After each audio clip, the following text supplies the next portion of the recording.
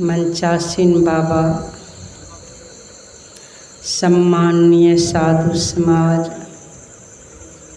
सत्संग प्रेमी सज्जन वृंद, धर्मशिला माताओं तथा भक्तिमती बहनों, प्यारे बच्चों,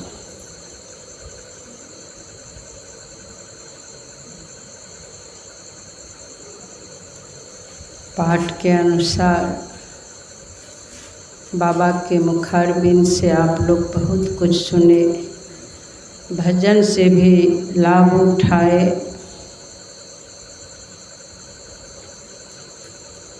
देखिए यहाँ पर इतने लोगों के साथ बैठे हुए हैं, फिर भी संतवाणी का प्रभाव देखिए,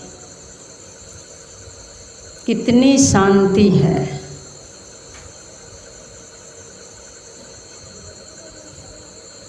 यहाँ आप लोग ऐसे स्थान पर बैठे हुए हैं कि स्वतः शांति प्रकट हो जाता है। ऐसे स्थान पर जो आप बैठे हुए हैं,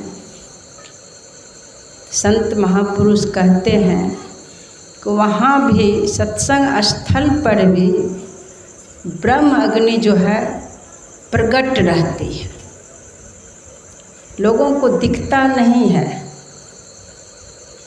आभा के द्वारा एक दूसरे के आभा के द्वारा एक दूसरे के अंदर समाता है।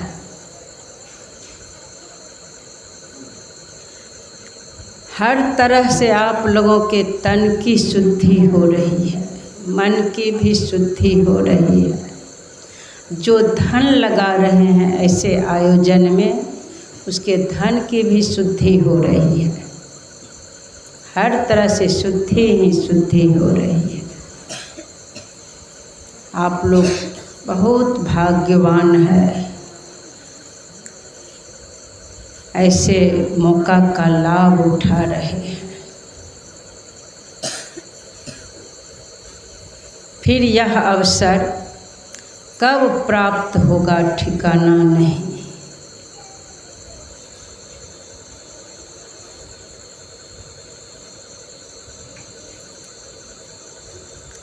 करोड़ों की संपदा, संसार की करोड़ों की संपदा तराजू के एक पलड़ा पर रख दीजिए। एक सप्ताह में जो लोग कमाते, बहुत मेहनत करके मान लीजिए करोड़ों कमा लेते, उस संपदा को तराजू के एक पलड़ा पर रख दीजिए और एक सप्ताह भर अगर आप लोग, अब तो 4 दिन बीतने वाला है, 3 दिन और अब आगे 3 दिन जो यहाँ पर ध्यानाभ्यास होगा, सत्संग होगा, उसमें जो आप लोग भाग लेंगे, उसमें जो आप लोग तन मन धन से समर्पित रहेंगे, उस संपदा को, उसमें जो आपकी भजन की पूंजी बनेगी, उस संपदा को तराजू के एक पलड़ा पर रख दीजिए। इधर 7 दिन जो कमाए हैं, कमाएंगे, 4 दिन बीत गया, 3 दिन और, सब मिला करके 7 दिन की कमाई को तराजू के दूसरे पलड़े पर रख दीजिए। फिर भी वह पलड़ा हल्का होगा, जिस पर संसार की संपदा कमा कर रखेंगे। करोड़ों क्यों नहीं कमा लिए हों, वह पलड़ा बिल्कुल हल्का होगा। और यहाँ पर जो अर्जित कर रहे हैं, इस पलड़ा में बहुत वजन होगा। कहेंगे कैसे वजन होगा? देखिए, यह संपदा जो है, इसका कभी नाश नहीं होता है। जो पूंजी बना रहे हैं अभी, यह पूंजी अमानत सदा आपके साथ रहेंगे और यह पूंजी जीवन में शांति प्रदान करने वाली है, जीवन में आनंद प्राप्त करने वाला है। जीवन में अस्थाई सुख देने वाला है और उस परम प्रियतम परमात्मा से मिला करके सदा के लिए तृप्त कर देने वाला है। ऐसी संपदा है, सारे बंधनों से छुड़ा देने वाली संपदा है। ऐसे स्थान पर आप लोग बैठे हुए हैं।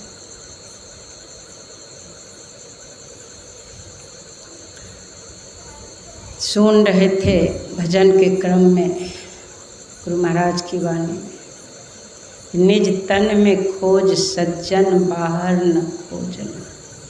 अपने ही घट में हरि है, अपने में खोजना। अपने में अगर उस परमात्मा को खोजना चाहते हैं, वो तो बाहर में मिलने वाले हैं नहीं। पूरे धरती पर जितने तीर्थ हैं, सभी तीर्थों में भ्रमण कर लीजिए, कहीं वह मिलने वाला नहीं है। अंदर में जो देखेंगे, सद्गुरु के युक्ति से जो उस परम प्रियतम परमात्मा की छवि दिखेंगे, वो संसार में कहीं नहीं है, किसी भी तीर्थ में नहीं मिलने वाला है। वो हरि जो है, सारे दुर्गुणों को हरण कर लेने वाला, वो अंतर में ही मिलेंगे। इसलिए बाहर भरमन बाल खेल जैसन, अभी अंतर धसो। अपने अंतर धस करके देखिए, लेकिन उसके लिए बहुत भूमिका बनाना पड़ता है। हर तरह से रहन सहन को इतना सुंदर बना लेना पड़ता है। मैं 14 साल की थी, मैं तो वही सब सुनाऊंगी। घर परिवार में रहने वाली, पुस्तक का अध्ययन है नहीं मेरे पास। जो जो सुन करके जो याद हो जाता है वो बोल देती हूँ दोहरा करके, नहीं तो वही सब सुनाऊंगी। 14 साल की थी मैं। संजोग से उस दिन और अगल बगल के लड़की सब आ गई थी, तो सब मिल करके दरवाजे पर थी। तो माँ बुलाई, मेरी माँ शिक्षिका थी, तो माँ वहाँ बुलाई। अब बुला करके कहती है, लेकिन उस समय मैं कुछ समझ नहीं पाई थी, कुछ संसारिक ज्ञान नहीं था, क्योंकि मेरे घर में माहौल ही ऐसा था कि संसारिक ज्ञान का कुछ मतलब बेखबर थे। तो मेरी माँ बोली कि देखो बेटी,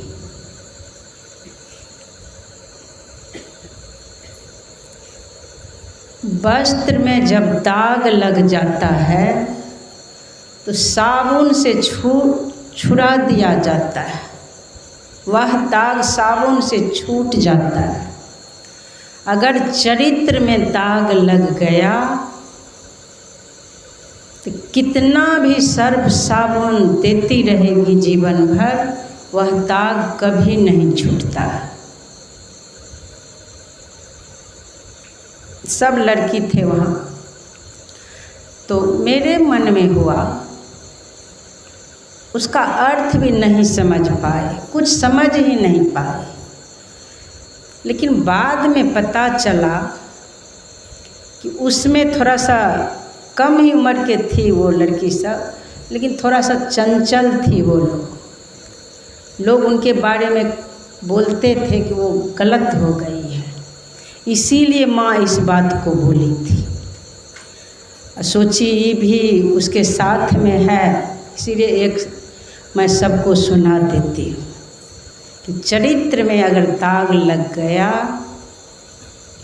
वो दाग कभी छूटने वाला नहीं है, कभी छूटने वाला नहीं है। इसीलिए नीच लोगों के संग से, जो उस तरह के चंचल हैं, जो वैसे लोग हैं, चाहे पुरुष वर्ग में हो नारी वर्ग में हो, उससे सदा बच कर के रहना चाहिए। नशा खाने वाले भी को भी देखिए, जो नशा ग्रहण करते हैं और उसके संग कोई अच्छे लोग हो गए, वो कहते हैं एक बार खा करके देखिए ना कैसा लगता है। बस एक बार खा लिया तो नशा का जो किया व्यवहार, उसका उजड़ा घर परिवार सदा के लिए नाश हो जाता है। घर परिवार नाश हो जाता है, संभलना मुश्किल हो जाता है। इसलिए भूल से भी उस तरफ कदम नहीं उठाना चाहिए। और इधर व्यभिचार हो, चोरी, नशा, हिंसा, झूठ, कोई भी पाप हो, चरित्र के ऊपर तो दाग लग जाता है। तो सुनिए, वह दाग कभी नहीं छूटता है। और सब पाप करने पर उतना लोग ध्यान नहीं देते हैं, लेकिन चरित्र पर दाग लगने वाले के ऊपर सब दिन ख्याल चला जाता है कि ये ऐसे थे, ये चरित्रहीन है। एक बाबूजी एक बहुत बढ़िया सुनाते थे, अब किनकी वाणी है मुझे पता नहीं है। वो कहते थे,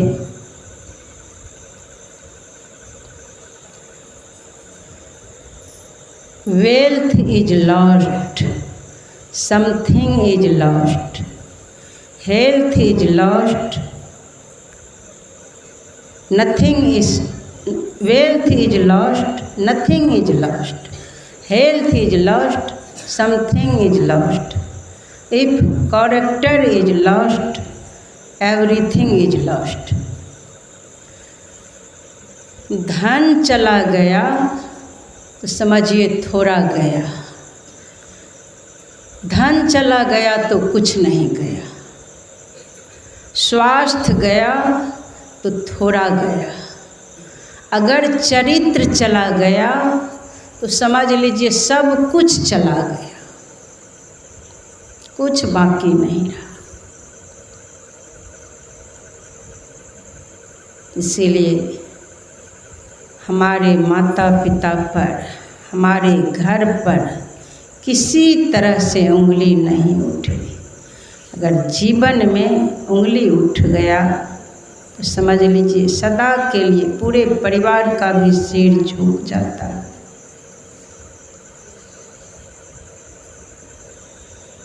आप सदाचारी बन कर के तब रह पाएंगे जब सद्गुरु से जुड़ेंगे। इसीलिए सद्गुरु से जुड़ जाना चाहिए। बहुतों का पूर्व जन्म का संस्कार है, सदाचारी है, सदा सदाचारी बने रहेंगे, बने रहना है। उसके लिए सद्गुरु से जुड़ जाना चाहिए, सद्गुरु के ज्ञान में चलना चाहिए।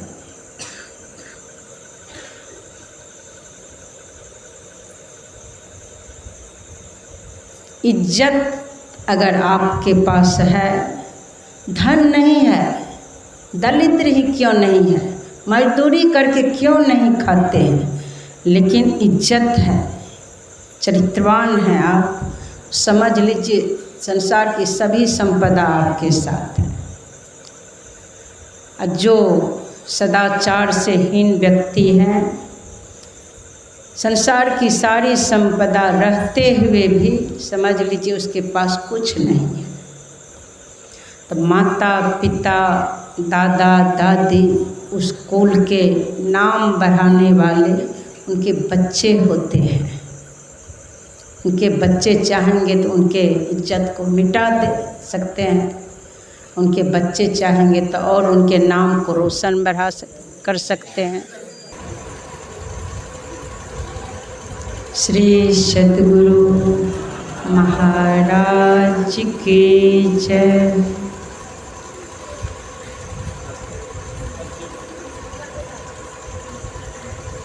मैं भी आप लोगों को देख करके बहुत खुश हूँ। ये सब बच्चे बच्चियाँ इस तरह से यहाँ उपस्थित हैं, सद्ज्ञान का लाभ उठाना चाह रहे हैं। ज़रूर आप लोगों के ऊपर गुरु महाराज की कृपा है, बहुत कृपा है। देखिए,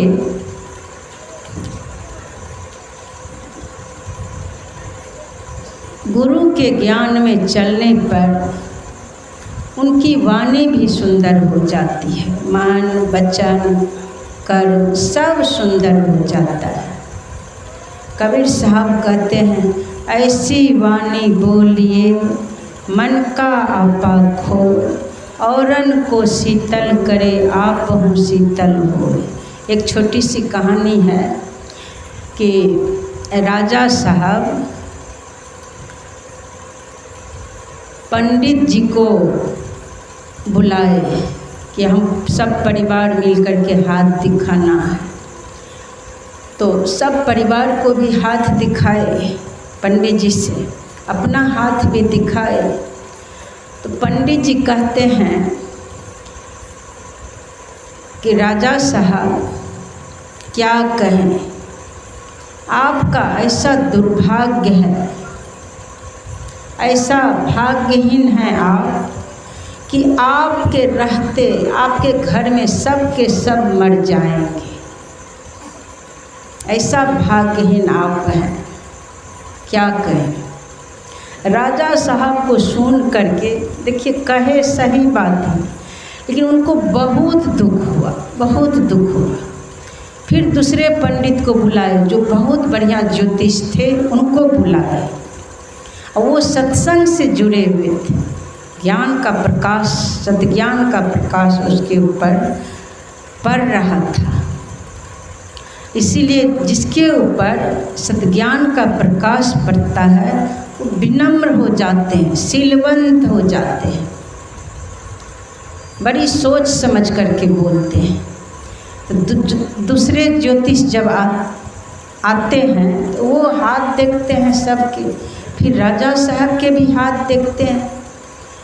तो वो ज्योतिष बोलते हैं, राजा साहब आप बहुत भाग्यवान हैं, बहुत भाग्यवान हैं, कैसे आपके भाग्य का सराहना करूं।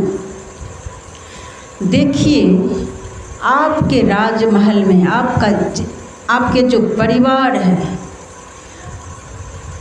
सबसे अधिक आपकी आयु है। पूरे परिवार में सबसे अधिक आयु आपकी है, आपकी आयु बहुत लंबी है। अब देखिए एक ही बात दोनों बोले हैं। पहले वाले ज्योतिष को फांसी का सजा दे दिया गया, अब पीछे वाले को बहुत इनाम दिए। तो यही बात है, घर परिवार में भी इतना विनम्र होकर के बोलना चाहिए, सोच समझ के बोलना चाहिए, प्यार से बोलना चाहिए कि जो काम नहीं होने वाला भी वह काम हो जाएगा। ये सब घर परिवार में मैं भी देखी हूँ, आप लोग भी देखे होंगे। मान लीजिए किसी की बहू आई है, अब बहू के छोटे छोटे बच्चे हैं, विचार कीजिए उसके छोटे छोटे बच्चे हैं। अब जिस घर से आई है वहाँ का हर तरह से व्यवहार अलग है, यहाँ आने के बाद व्यवहार अलग है। तो शुरू में जो है घर में एडजस्ट करने में बहुत समय लगता है। ऊपर से माता पिता के घर में फ्री रहती है, यहाँ आके सास ससुर उनके आए गए अतिथि, बच्चे का भार है, पति का भार है, सबका है उसके ऊपर। थोड़ी सी कमी हो जाने पर बहुत परेशानी बढ़ जाता है। उस समय वो बेचारी, अगर उसको कोई सहारा नहीं दे तो बेचारी ही है, उसको सहारा की ज़रूरत है। सबको चाहिए कि उनको साथ दे। उस समय उससे क्या चाहेंगे कि हमारा ये सेवा हो, वो सेवा हो। सेवा तो करेगी ही, अगर प्यार से रखेंगे तो सेवा करेगी, बहुत सेवा करेगी। किसी कारणवश बच्चे रात में जगा दिया और सुबह में नींद नहीं टूट रहा, माथा ऊपर से और बात सुनते सुनते, घर के ताना सुनते सुनते माथे में दर्द हो गया, शरीर अस्वस्थ हो गया और ऊपर से बहुत कुछ बोल देते हैं, उधर से पति बोल देते हैं। बच्चे बताइए, और वो बीमार होगी कि स्वस्थ होगी? और बीमार हो जाती है। उस समय अगर उनकी कोई ननद है या सासू माँ है या पति ही हैं, उनके घर वाले जो भी हैं, वो जा कर के अगर कहे, सास या बहू बेटा तुमको क्या हो गया, माथा में दर्द है, बच्चे रात में जगाया है, इसीलिए तुम आराम करो, अभी तुमको आराम की ज़रूरत है, लो थोड़ा माथे में विक्स लगा देते हैं या दबा देते हैं, कोई बात नहीं है, तुम नहीं थी तो हम ही को करना पड़ता था, तुम आराम करो, हम कर लेंगे। आप देखिएगा उसी समय आधा बीमारी उसका ख़त्म हो जाएगा और दवाई भी नहीं खर्च होगा। प्यार से क्या नहीं होता है, नरक जैसा घर भी स्वर्ग बन जाता है।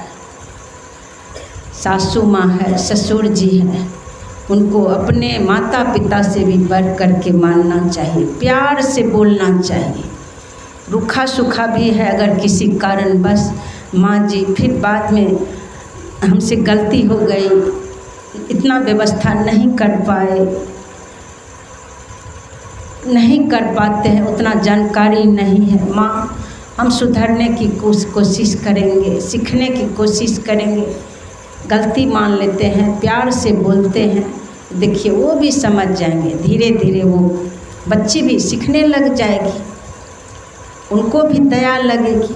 तो घर चलाना ये सब होना चाहिए।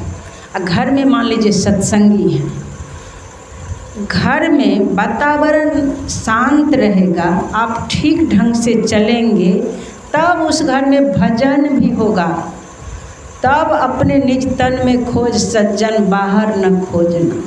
अगर प्रेम से चलेंगे, आपस में मेल से रहेंगे, एक दूसरे के सुख दुख को समझेंगे, तब चाहे बूढ़ी माँ हो, बूढ़े बाबा हो, बहू हो, जो भी सत्संगी है उस घर में भजन कर पाएंगे। नहीं तो टेंशन में इतना टेंशन हो जाता है कि अब वो पति बेचारा उस घर में माँ के तरफ बोलते हैं तो पत्नी दुखी, पत्नी के तरफ बोलते हैं तो माँ दुखी, ये सब होता है देहात में, माँ दुखी।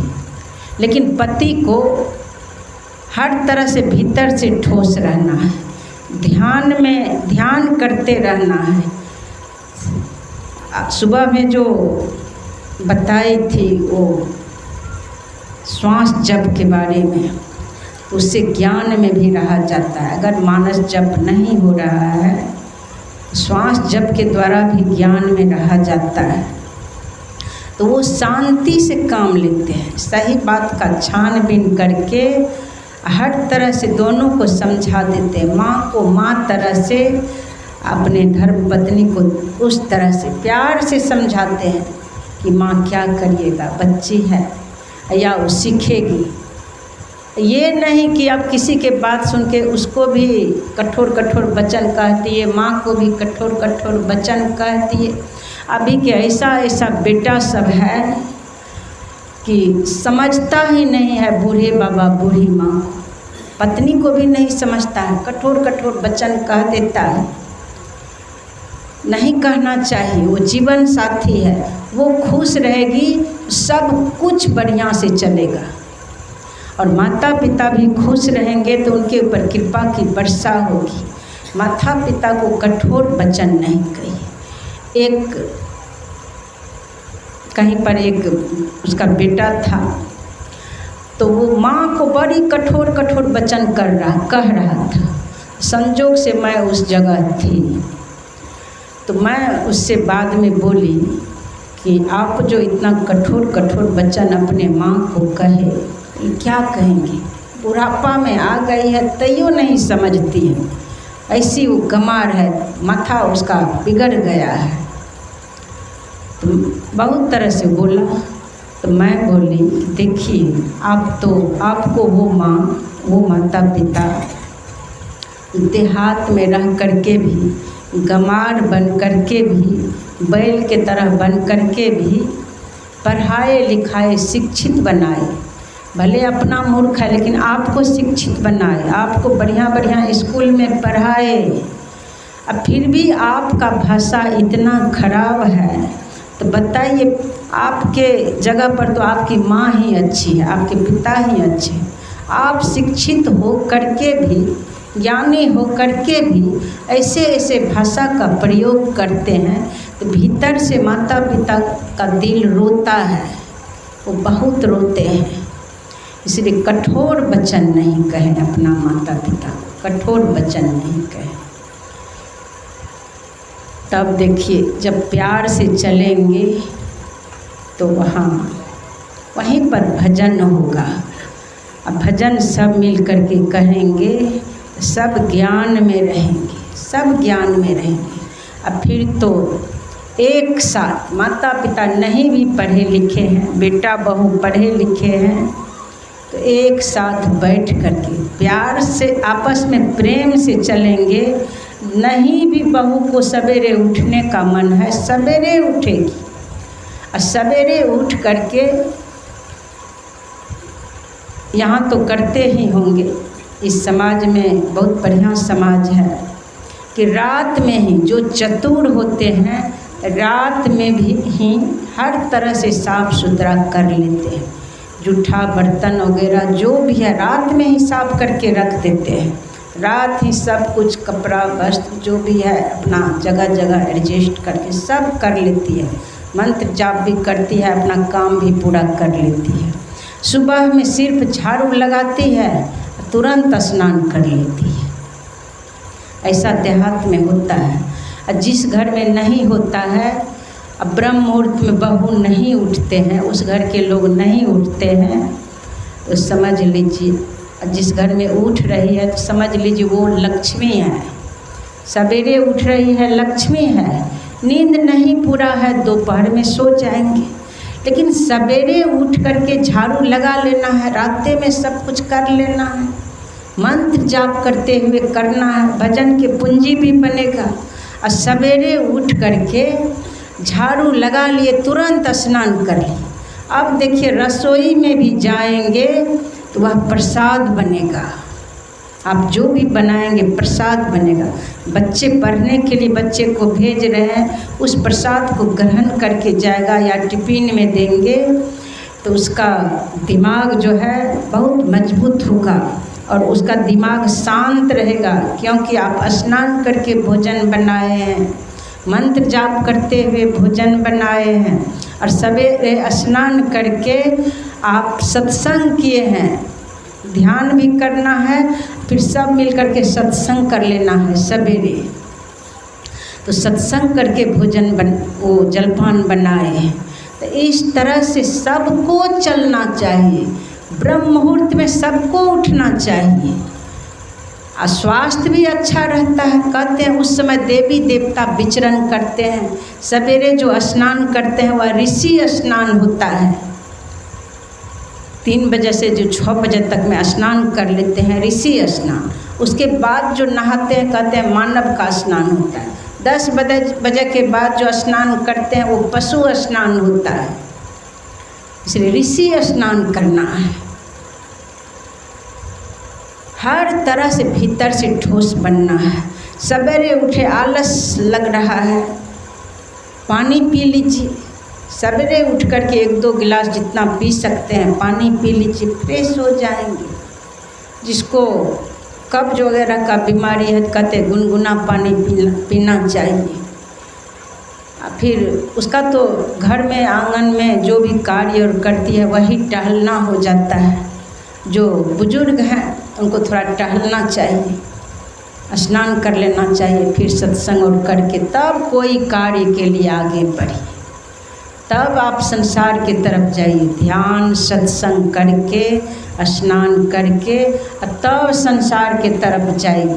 तो उधर जाने से तब होगा क्या, सुन रहे थे उस रोज कि सबसे पहले जैसे मोबाइल को चार्ज किया जाता है तो सवेरे स्नान भी हो गया है, ध्यान के द्वारा अपने मन को चार्ज भी कर लिए हैं तो प्रकाशवान रहेंगे।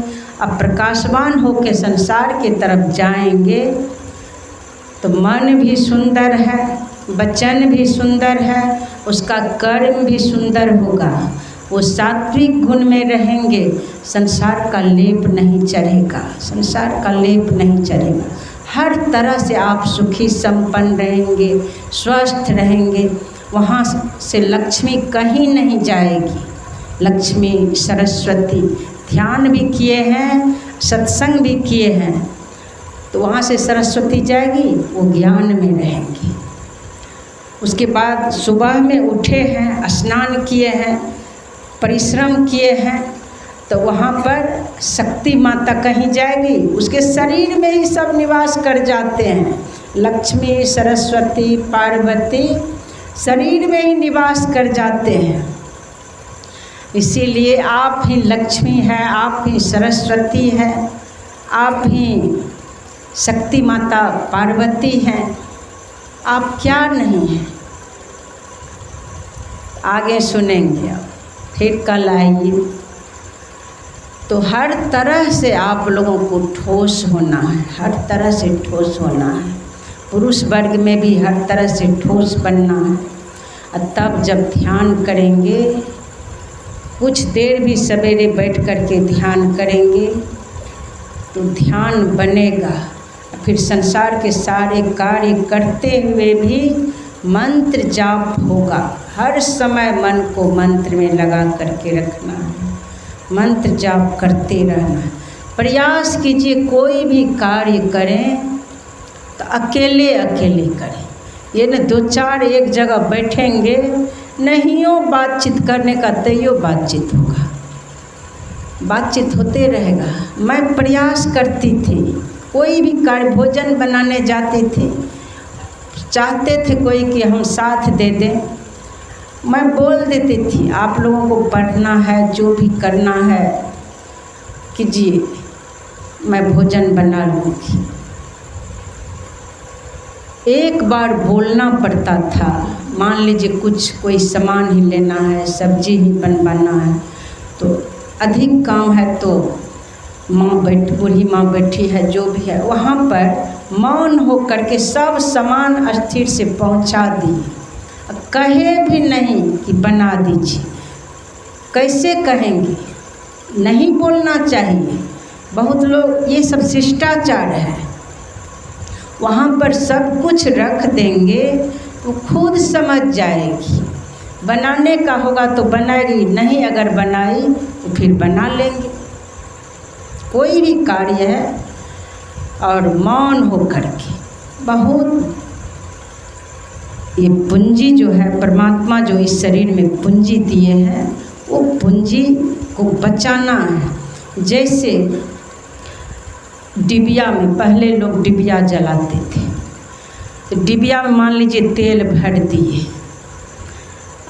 उतना तेल से रात में आपको बहुत काम करना है। मान लीजिए लिखा पढ़ी या कोई भी कार्य करना है, आपको वह कार्य पूरा करना है, तो डिबिया में तेल भर दिए, तो बत्ती को तेज कर देंगे और डिबिया को जला देंगे, तो जितना कार्य करना है उतना कार्य कर पाएंगे।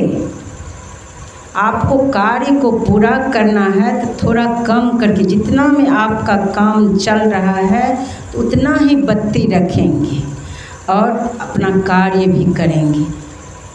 तो इस तरह से, उसी तरह से इस शरीर में जो चेतन रूपी तेल परमात्मा दिए हैं, अपना काम बनाने के लिए, अपना काम बनाने के लिए आपको अपना काम बनाना है। पूर्वकृत कर्म के अनुसार परिवार मिला है, तो अपना कर्तव्य कर्म करके कर्म का लेप भी उतारना है, कर्म फल को भी पूरा करना है बहुत प्रेम से। तो उतना ही तेल, चेतन रूपी तेल को उतना ही खर्च करना है ताकि हमारा इसी जीवन में हमारा काम बन जाए। उसमें मौन रहना है, फालतू नहीं बोलना है, फालतू इधर उधर नहीं करना है, गप नहीं देना है, फालतू मोबाइल नहीं देखना है। बहुत सी बातें हैं, समय का बचत करेंगे तो आपको काम देगा। तो इस तरह से सबको चलना चाहिए, बहुत लाभ होगा, बहुत लाभ होगा। अब मैं यहीं पर वाणी को विराम देती हूँ। श्री सद्गुरु महाराज की जय।